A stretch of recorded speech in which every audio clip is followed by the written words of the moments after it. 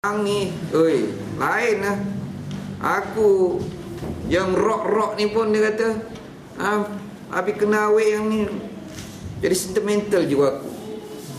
Dulu aku, masya-Allah, layan lagu rock je. Tapi kena dapat awet yang ni. Lagu Anwar Zain 10 kali pusing.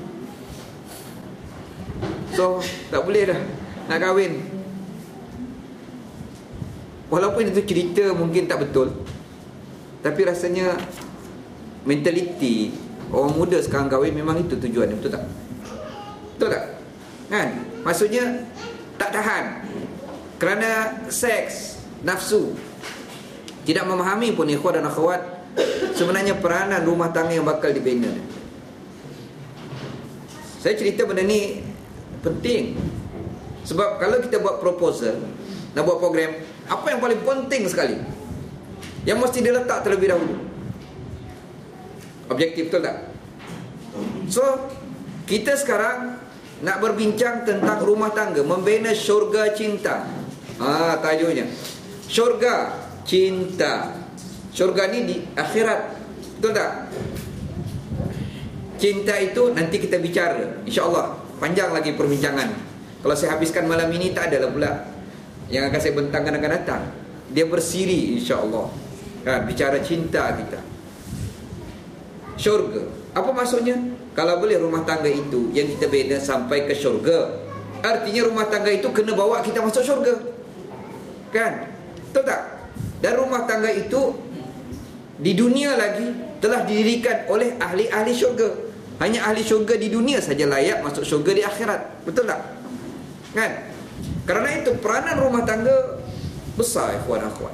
Secara ringkasnya, rumah tangga inilah kubu yang kita sendiri miliki, kan?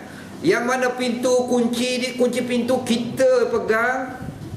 Bahkan kita sebenarnya yang telah susun batal rumah tangga tu, kubu tersebut, kita yang letak segala senjata untuk berhadapan dengan serangan-serangan musuh.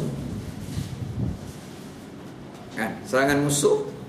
Dan daripada kubu inilah kita akan melahirkan pejuang yang akan mewarisi perjuangan kita dari satu generasi ke satu generasi, yang akhirnya masyarakat yang ada di sekeliling kita nanti, kat mana kita tinggal, daripada teruk jadi baik, daripada baik bertambah baik, kerana kewujudan rumah tangga kita, kan? Akhirnya masyarakat di mana kita berada jadi elok. Kita pindah tempat lain jadi elok, pindah tempat lain jadi elok, kan? Kalau yang kerja pindah-pindah lah, keturunan apa nama ni, Gaddafi tu kan, Arab Badawi yang suka pindah-pindah ke padang pasir. Gaddafi pun dia suka duduk kat padang pasir, berkemah, kan? Sekarang dia pindah dah pun. Tahu dia pindah dah? Pindah dah alam akhirat.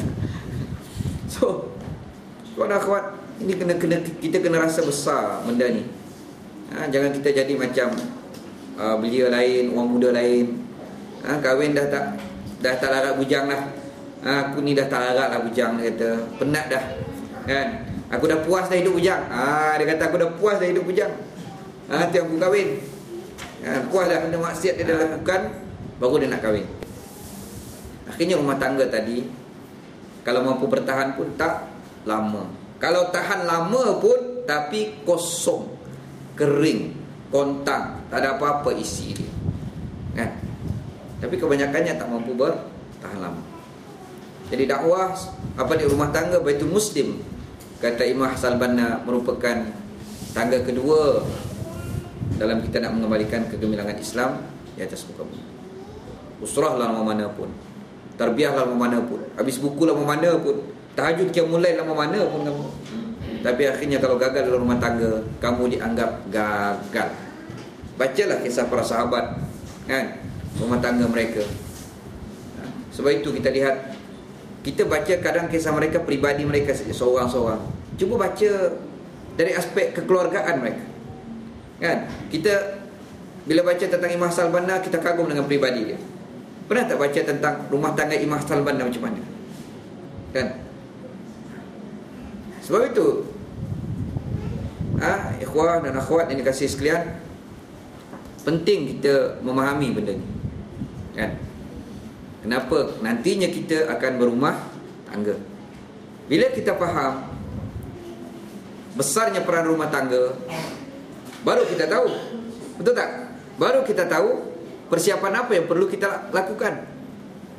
Persiapan apa yang perlu kita kumpul.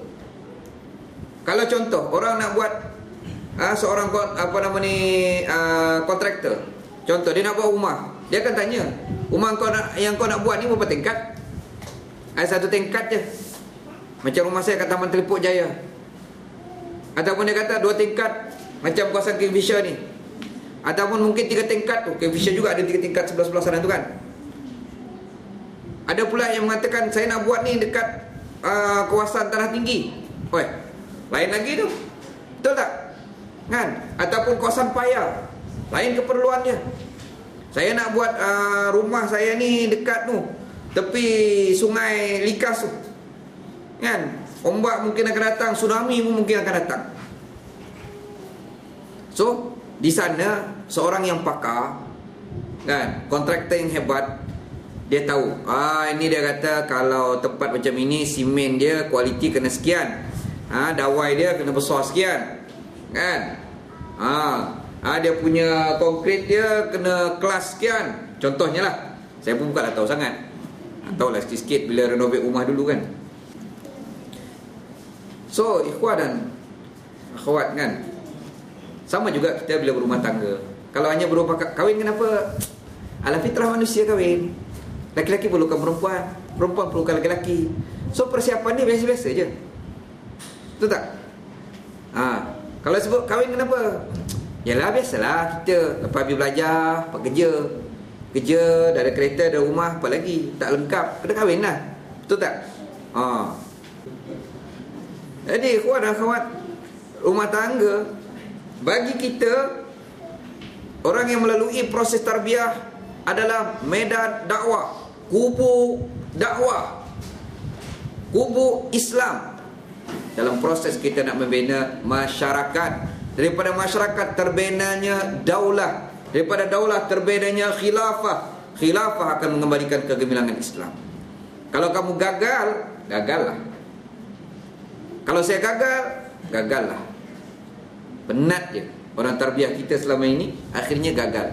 Kita dianggap orang yang belum sampai ke medan sebenar, ataupun baru bermula medan sebenar, tapi telah lemas, kan? Lemas dah, belum berenang jauh lagi, kan? Baru je berenang, terjun sekejap lemas dah. Belum 50 meter, apatah lagi 100 meter, kita dah kalah dah. Pusingan pertama kita dah kalah. Coach kata kita silap didik orang, kan? Rupanya dia macam perenang hebat, rupanya pengampus. Baru masuk air je lemas terus. Sebab apa? Ampus. Tahu kan? Ampus. Jadi akhwat dan akhwat, benda ni kena sangat-sangat perlu dipahami lah. Dan insyaAllah pada malam ini anda nak bawa satu buku yang juga bercerita tentang hadis thulatha, bukan karangan Imam Al-Banna lah, maksudnya kuliah-kuliah hadis thulatha tadi yang dihimpunkan oleh Ahmad Aisyah Ashur, kan? Ada part yang dicerita tentang usrah. Ada beberapa siri lah Imam Hasan Al-Banna bercerita tentang usrah, kan? Kata Imam Hasan Al-Banna, usrah ni menurut pandangan Islam adalah kata beliau, darurah ijtimaiyah, satu keperluan masyarakat yang darurat, mesti ada. Kalau kita tak kahwin, dia akan menyebabkan kerosakan pada masyarakat. Sekurang-kurangnya kalau kita tak kahwin, tak beranak lah. Betul tak? Potensi yang ada pada diri kita tu tak digunakan. Penat je korang makan KFC, makan nasi 2 pinggan sehari, sup ekor, sup kambing, tongkat ali, kan?